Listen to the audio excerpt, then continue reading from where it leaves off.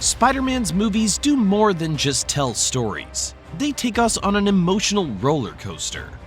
One moment, we're laughing at Peter's awkwardness, and the next, we're wiping away tears to some unexpected losses.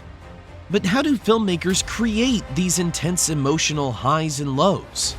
How do they keep us so invested that we feel every punch, every joke, and every heartbreak as if it were happening to us? Great storytelling isn't just about plot, it's about emotion. And Spider-Man's movies are a masterclass in emotional manipulation, balancing joy, suspense, and sadness to create moments that stay with us forever. Ever laughed and then immediately felt like your heart was being ripped out? That's the magic of emotional swings. It's the secret sauce that makes Spider-Man's stories unforgettable. When you mix humor with heartbreak or triumph with tragedy, you craft an experience that feels raw, real, and deeply human. Take Spider-Man No Way Home.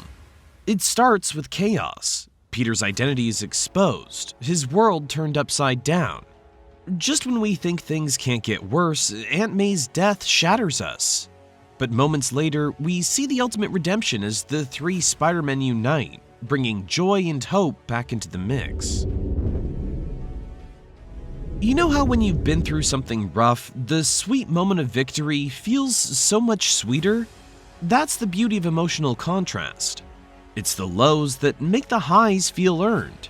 When Peter finally swings into action in his homemade suit at the end of No Way Home, it's not just a cool moment, it's a spark of bliss. Because of everything he's endured, we become a part of his triumph.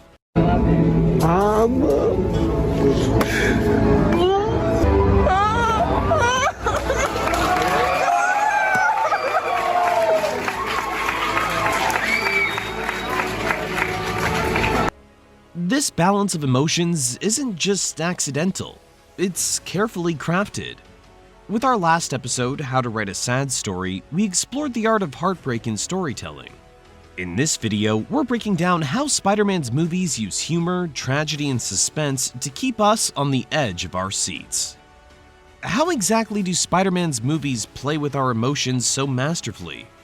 Well, the magic lies in the emotional structure of the story. The deliberate shifts in tone, pacing, and stakes that create an unforgettable experience. Let's start with emotional contrast. A scene isn't just impactful because it's sad, funny, or thrilling. It's impactful because of what comes before and after. Take Aunt May's death in No Way Home. It's devastating, yes, but what makes it even more powerful is the calm before the storm. The quiet moments where May reassures Peter, showing her faith in him, right before the Green Goblin strikes. This shift from hope to despair creates a heart-wrenching moment that sticks with us. This moment goes beyond sadness. It's an emotional turning point that alters the course of Peter's entire journey.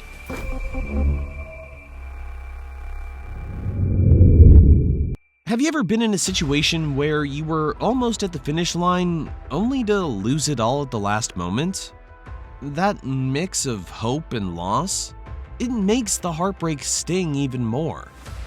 Spider-Man's movies master this technique, using it again and again to make every tragedy hit harder. Tragedy really brings up a story, but for those who want to turn this sadness into a happy ending, we have a delight for you in the description down below. Check out the Spider-Man Far From Home special bonus content, which has a secret gag reel that's never been seen before on the big screen. It offers a chance to discover the untold stories and moments with exclusive footage, interviews, and deleted scenes. In playing with the audience's emotions, key elements are called emotional layers. A single scene in a Spider-Man movie often carries multiple emotions at once, making it feel authentic and complex. Look at the scene where the three Spider-Men meet for the first time in No Way Home. On the surface, it's joyful and nostalgic, a celebration of Spider-Man's cinematic history. But dig deeper, and there's an undercurrent of pain. Each Spider-Man carries their own scars, their own regrets, and those wounds are subtly woven into the humor and camaraderie.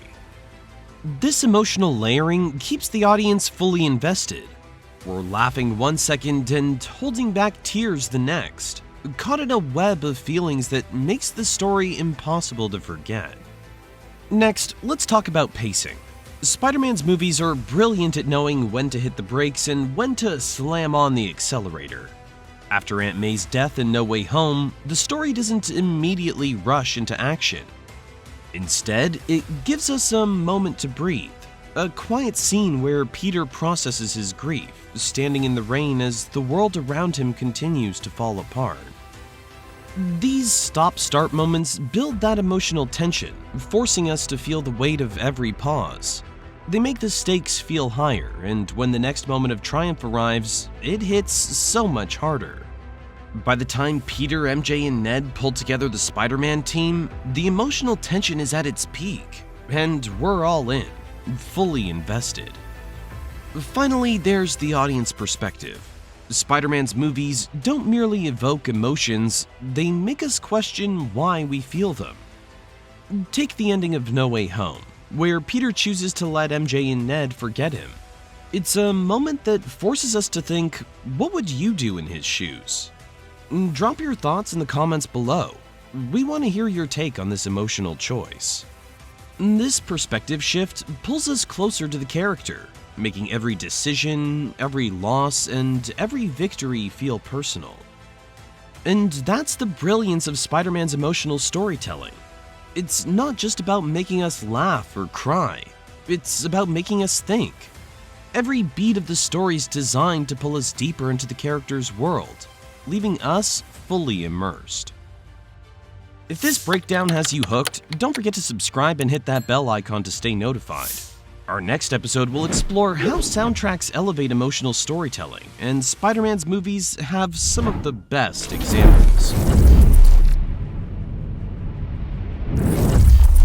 Now, how do Spider-Man's movies use emotion to create experiences we can't forget? It's all about the journey. Emotional storytelling isn't just about individual moments. It's about how those moments connect to form an arc that leaves a lasting impression. Let's revisit No Way Home again. While the movie does bring a series of emotional highs and lows, it's a complete emotional narrative. It begins with chaos and confusion as Peter's identity is exposed. Then it plunges into sorrow with Aunt May's death, rises to joy with the arrival of the other Spider-Men, and concludes with bittersweet resolve as Peter chooses to erase himself from his loved ones' lives. This emotional arc works because it's grounded in Peter's growth. Each moment builds on the last, shaping him into a hero who doesn't just wear the mask, he lives the responsibility. And that's what makes the story resonate.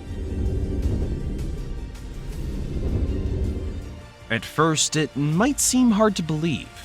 After all, the Green Goblin throws punches. So isn't the physical battle what really matters? But when you take a step back, it's Peter's internal struggles, his guilt, his responsibility, that truly drive the heart of the story. The emotional growth he goes through is what makes him a hero, and that's what makes the story so powerful. And this doesn't just apply to Spider-Man. Emotional storytelling is universal. Whether it's a superhero blockbuster or a quiet indie drama, the same principles apply. Create contrasts, layer the emotions, give the audience space to breathe, and show the growth that comes from struggle. But here's the thing. Emotional storytelling isn't just for movies. It's a part of everything we create, from the stories we tell each other to the connections we build. And just like Spider-Man's journeys, it's the emotions that leave the deepest impact. Now that you've got that extra special footage in your inventory from the special bonus content, a killer soundtrack's a must to really make great stories truly pop. Click on the next video where we reveal how to write great soundtracks, elaborating on the fantastic highlights of Spider-Man's composers taking storytelling to the ultimate level.